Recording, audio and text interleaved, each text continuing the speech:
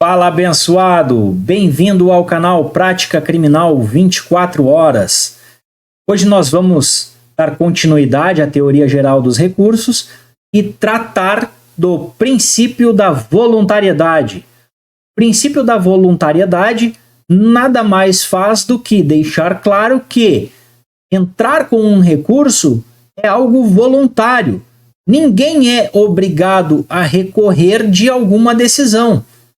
Por certo e óbvio, é claro que, sempre que a decisão for desfavorável, o ser humano terá interesse em recorrer.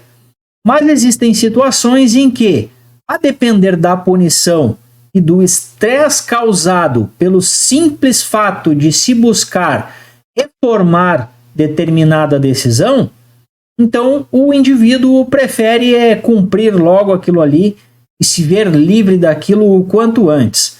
Mas a regra, em 99,9% dos casos, é realmente a manifestação de um recurso. De qualquer forma, dentro da teoria geral dos recursos, estudamos a existência do princípio da voluntariedade. Vamos analisar o Instituto. Como já dissemos então, o princípio da voluntariedade dos recursos nada mais é do que a existência de um recurso está condicionada à manifestação de vontade da parte, que demonstra seu interesse de recorrer com a interposição do recurso. Então, para demonstrar a sua vontade, nada mais é necessário do que ocorra a interposição do recurso.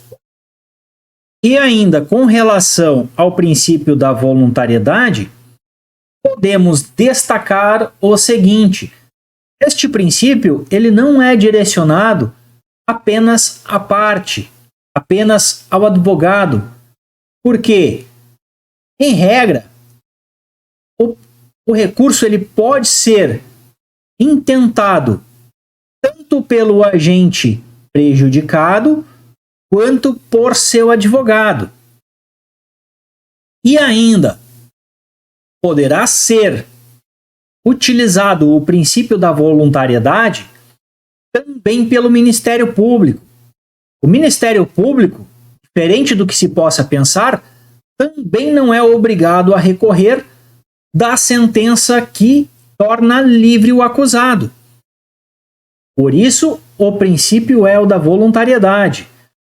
Bom, o MP não é obrigado a recorrer quando se vê livre o acusado.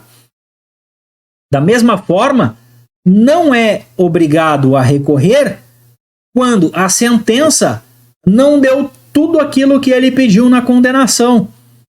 Imaginemos, por exemplo, que o Ministério Público pediu a condenação de alguém por um furto qualificado. E, ao final, a sentença é menor do que aquela que ele pediu. O juiz decide por um furto tentado, sem qualquer qualificadora. O Ministério Público é obrigado a recorrer? Não. Por isso, o princípio da voluntariedade. Ele recorre apenas se quiser. Também é cabível o princípio da voluntariedade à Defensoria Pública, da mesma forma, e também aos defensores dativos. Então, perceba, o princípio da voluntariedade, ele se aplica ao advogado, à própria parte prejudicada, ao Ministério Público, aos defensores públicos e aos defensores dativos. Para todos eles, se aplica o princípio da voluntariedade. Vamos dar sequência?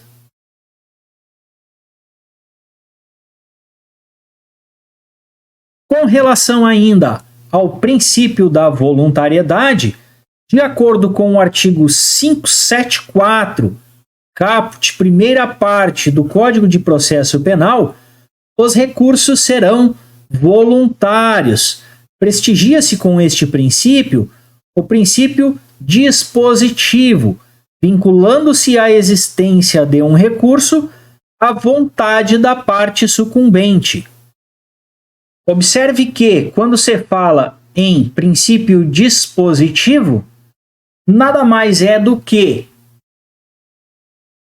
o recurso ele será utilizado com base na vontade do recorrente. Então, dentro do dispositivo de condenação, lá na sentença há uma parte dispositiva, aonde o juiz coloca: condeno fulano por tal e tal e tal e tal situação. Destas situações, o recorrente poderá escolher de qual delas ele quer utilizar o recurso. Poderá ser somente de A, somente de B, somente de C, somente de D, de parte delas ou de todas elas. E o recurso estará sendo apresentado para análise com base neste princípio dispositivo, com base naquilo que for apresentado pelo recorrente. O tribunal julgará o recurso com base naquilo que for pedido pelo recorrente. Ainda com relação ao princípio da voluntariedade dos recursos, é necessário que façamos uma análise quanto à necessidade do reexame necessário. O reexame necessário está previsto em nosso ordenamento legal, nada mais é do que um recurso de ofício. Há doutrinadores ainda que costumam denominá-lo por remessa necessária. De acordo com o artigo 574, caput, primeira parte do CPP, este estabelece a voluntariedade como regra geral dos recursos. Essa regra, todavia, é excepcionada pelo próprio dispositivo e prevê situações de reexame necessário. Certo? Então, o reexame necessário trata-se de condição de eficácia objetiva. Uma vez que se trata de condição de eficácia objetiva, caso não seja atendida a remessa necessária, a sentença jamais encontrará eficácia. O termo recurso, por parte da doutrina, também é entendido como impróprio. Vamos lá. O termo recurso é utilizado impropriamente. Isto com base no que diz a doutrina, uma vez que o recurso deveria ser entendido assim somente aquela manifestação de vontade de recorrer da parte prejudicada.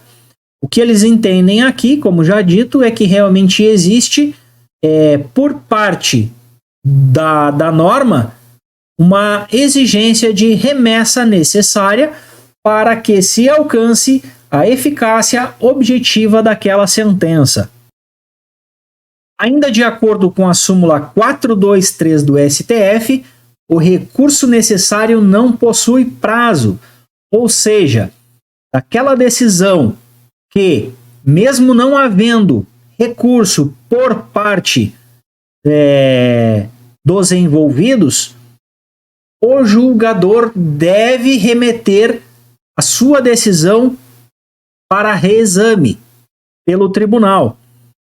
Caso ele não faça, o simples fato de não ter observado não causa prescrição. Por quê? Como dito anteriormente, caso não seja observado o reexame necessário, não se atingirá a eficácia objetiva daquela sentença. Vamos ver na íntegra o que diz a súmula 423 do STF. De acordo com a súmula, não transita em julgado a sentença por haver omitido o recurso ex officio, que se considera interposto ex lege. Perceba, então, não transita em julgado, não alcança a eficácia objetiva a sentença por haver omitido o recurso ex officio, ou recurso necessário ou remessa necessária, que se considera interposto ex lege, por força de lei.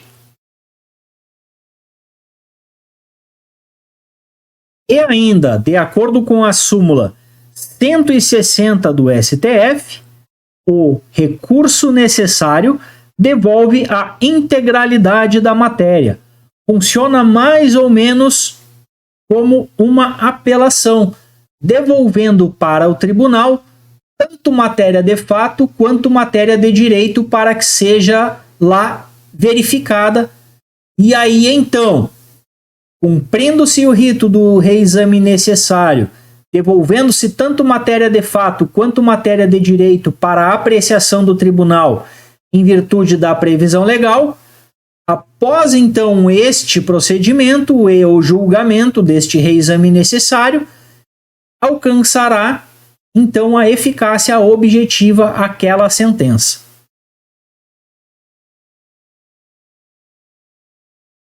De qualquer forma, ainda precisamos destacar que o recurso ou reexame necessário funciona como instrumento de controle contra a inércia do MP. Para a jurisprudência e parte da doutrina, o reexame necessário ele funcionará como instrumento de controle contra a inércia do MP. A depender da situação, determinadas sentenças poderiam passar desapercebidas pelo fiscal da lei, que é o MP, e não é isto que a jurisprudência quer. Então, por isso, mais uma vez, a necessidade de existência desta figura do reexame necessário.